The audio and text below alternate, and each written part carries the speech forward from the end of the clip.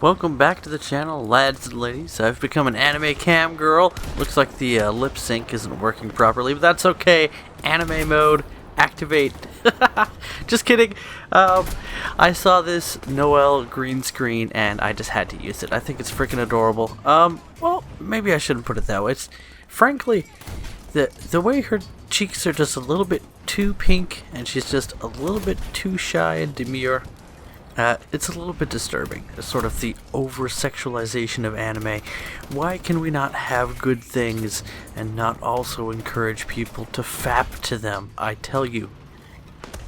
But, hopefully on a completely unrelated note, here we have RattleBoi in the LVT, Landing Vehicle Tank.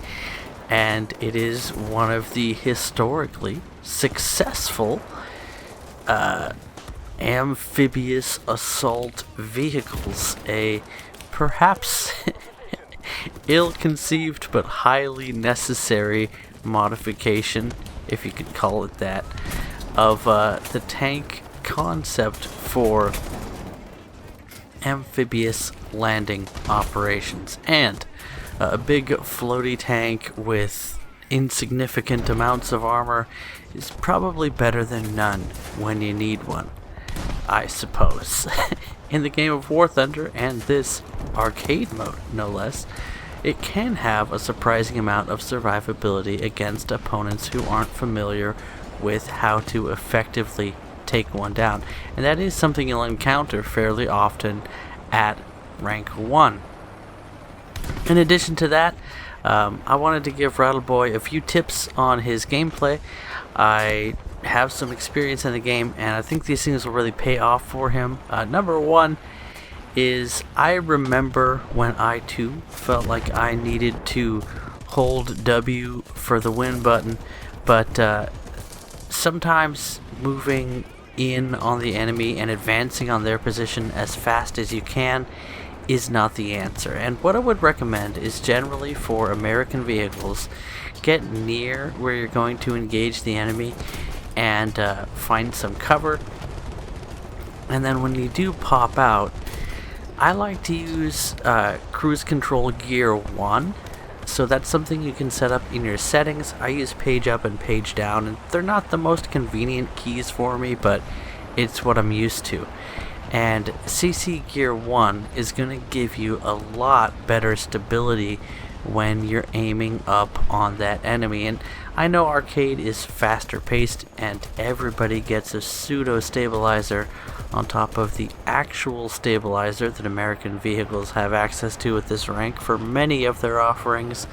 But even so, it really helps you out. Even in a faster vehicle, it's often better to push out of cover slowly and aim carefully for that first shot to be a well-aimed shot. And then another thing is, put yourself in the shoes of your enemy.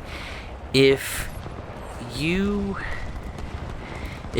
pretending to be your enemy feel like you have an advantage in that situation, then maybe you as the player just should find an alternative. And again, things are fast-paced and crazy in arcade, especially low rank, but that will pay off for you again and again in the game of War Thunder. Now here, he does a great job of aiming for targets. I can tell he's got good reflexes, but you can't always count on a vehicle like the LVT to be survivable enough to forgive your very aggressive gameplay. There's aggression, and then there's well planned out series of attacks, and I want to see more creative repositioning, because that will really help you out in the long run. See here, he goes for one of two options on repositioning, and the enemy did get a shot on him, but I think it wasn't a very well aimed shot, and I think that RattleBoi made the right decision there. He could have pushed straight and had a slightly quicker look at his enemy, but I think his foe was actually counting on him to do just that, and RattleBoi just diverted his path enough to make the enemy have to recalculate their attack. And if that's all you do, that's better than nothing. But in slightly lower profile vehicles than the LVT, you'll find that you have lots of options for repositioning, and you can always come to a decision point where you decide whether to leave cover or to do something like smoking up and finding another avenue of attack, calling in arty, waiting for your allies to push up around you.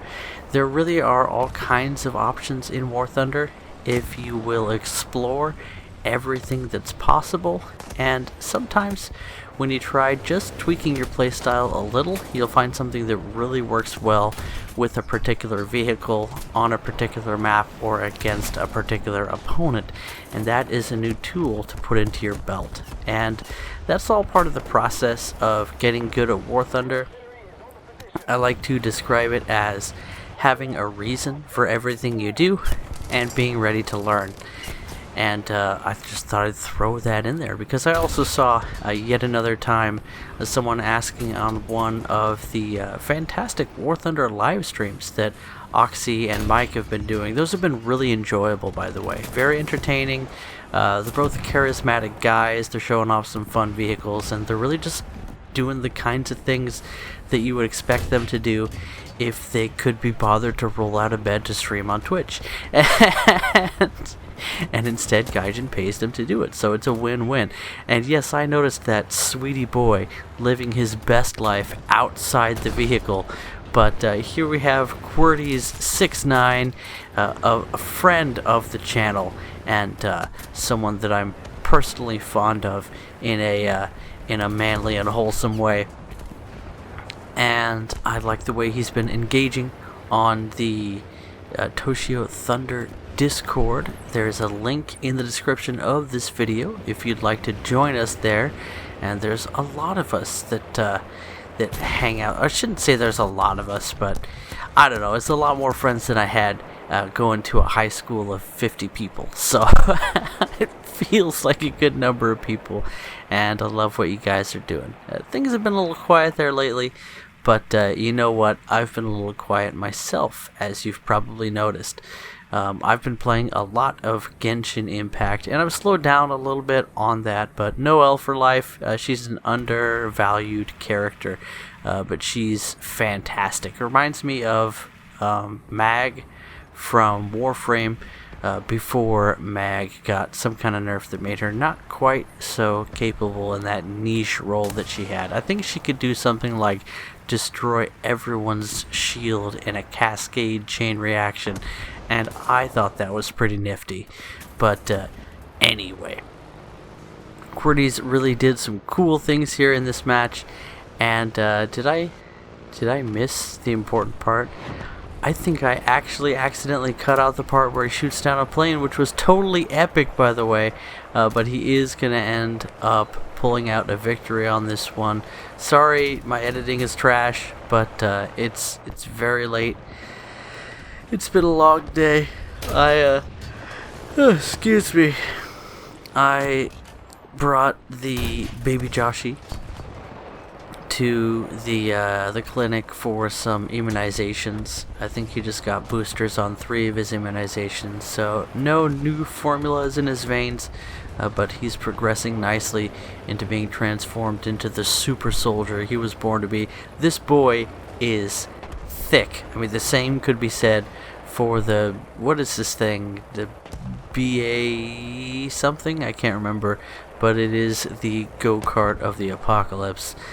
But I took Joshi to the clinic for some shots, and he was really great. He cried the second time they stabbed him with the needle, and that not for very long, which kind of disappoints me because he screams at me at night before he goes to sleep. I guess he took to heart that poem that says, "I will not go quietly into that good night," because he shrieks his way to sleep quite often. I think it's part of his developing brain.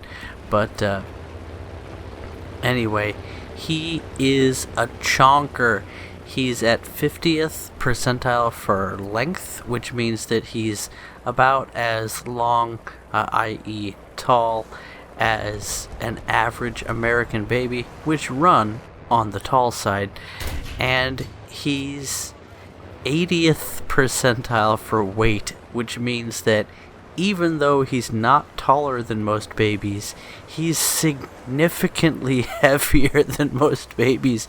And I tell you, it ain't flab. He's got some adorable little, like, poofy thigh fat bulges, but he is actually wide and deep. His chest is like a, I mean, I want to say a barrel, but barrel chest is just a little bit cliche.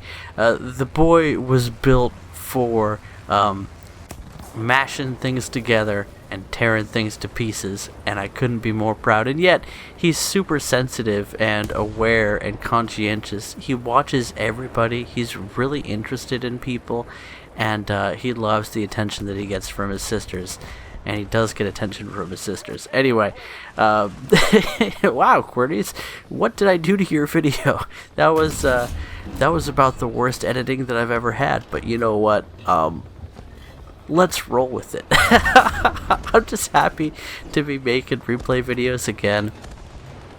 I don't feel like I'm a super great community building person when I'm just hacking up replays like this, but I really love showing off what you guys are doing in the game. I've been sharing a few small moments of my own little shenanigans that I've been getting into. I think I played 3 matches of War Thunder today, which is a 50% increase from yesterday, but I've also slowed down a tiny bit on Genshin Impact. Just there's some mechanics in the game that are meant to throttle down your progress as you get toward the end game, and that's appropriate. You don't want people unlocking everything all at once, because I'm the kind of person that if you let me do that, I will. I'll play a game for 18 hours in a day and just unlock everything in a week, and then drop the game and never play it again. So much like War Thunder, there's some things included that encourage you to pick it up and then put it down at some point. But War Thunder, a little bit less of that, especially when it's event time. But that's one of the reasons that I like the stars or achievement events more, the Operation Summer style events, more than I like the crafting events, where there's a bit more grind involved on a daily basis. I do like the fact that you can actually finish the crafting events inside of 2/3 of a month, but yeah, they're both a little bit more grindy than I would prefer. But you know what? I do it. I do that grind. You see me winding, grinding up on that RP and SL, and you'll see me with my event vehicles. And you already know that RoseHipSan is about to get even more kills in the, what is this, the Polish? It's spelled like Trezniak, but Polish is weird. So that's probably not how it's pronounced. Wrzyk, I remember, the Polish bear soldier. But that is a story for another time. Wrzyk. Anyway. A early Panzer III against the 17-pounder.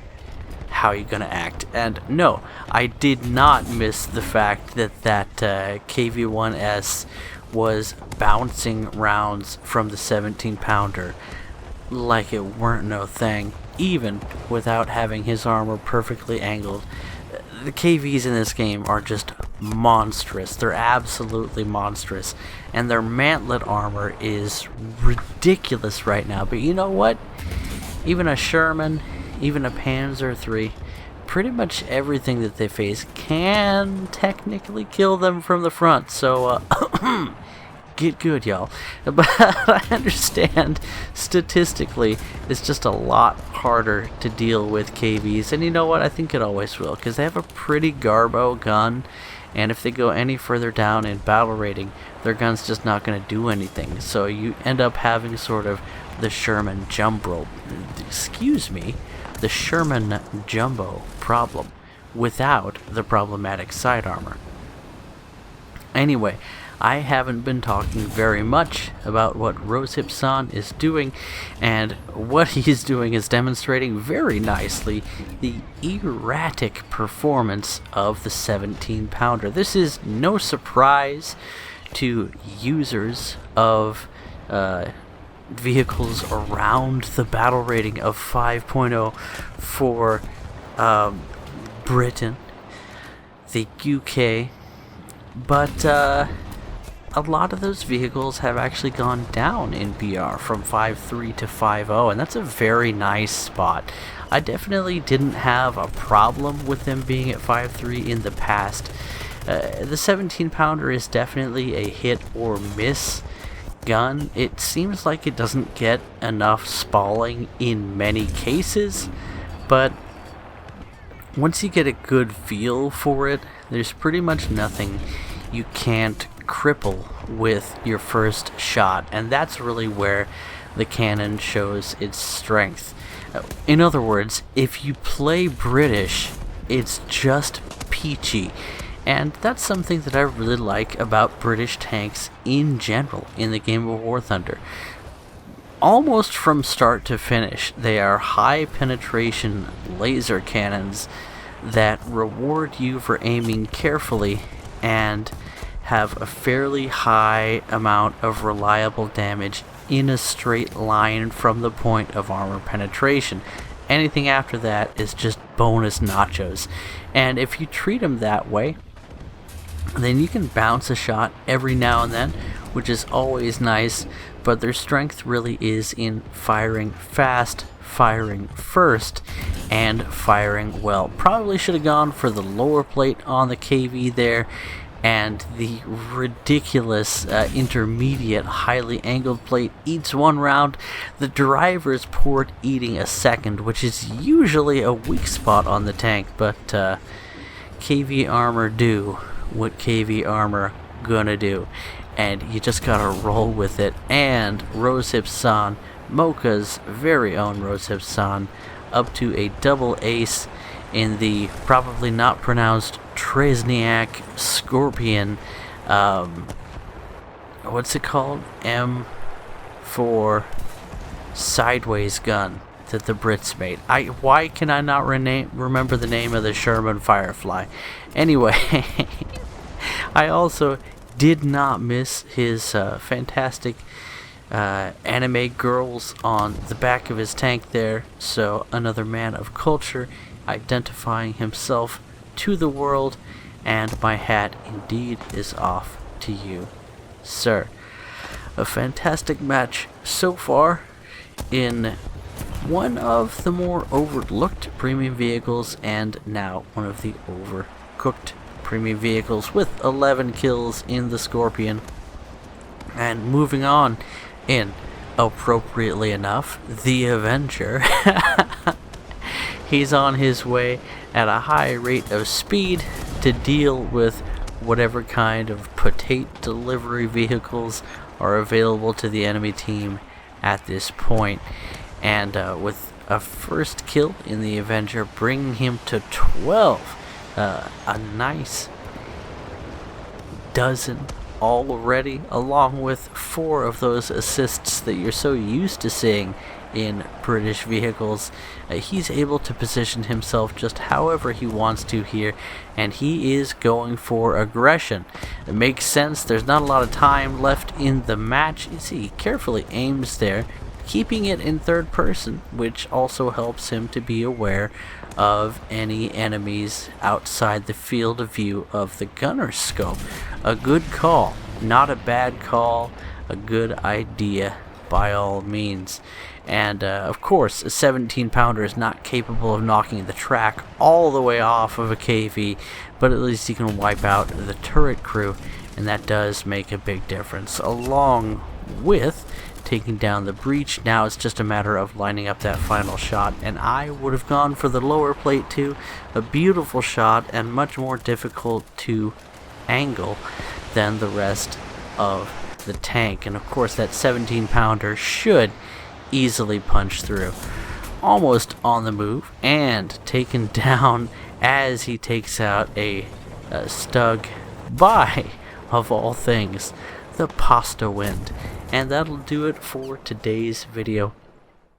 As always, it's been a joy sharing these replays with you. Sorry, QWERTYs, I messed up on my editing, I think, but I'll make it up to you. Hope you guys enjoy your day, and I'll see you in the next video. Bye bye.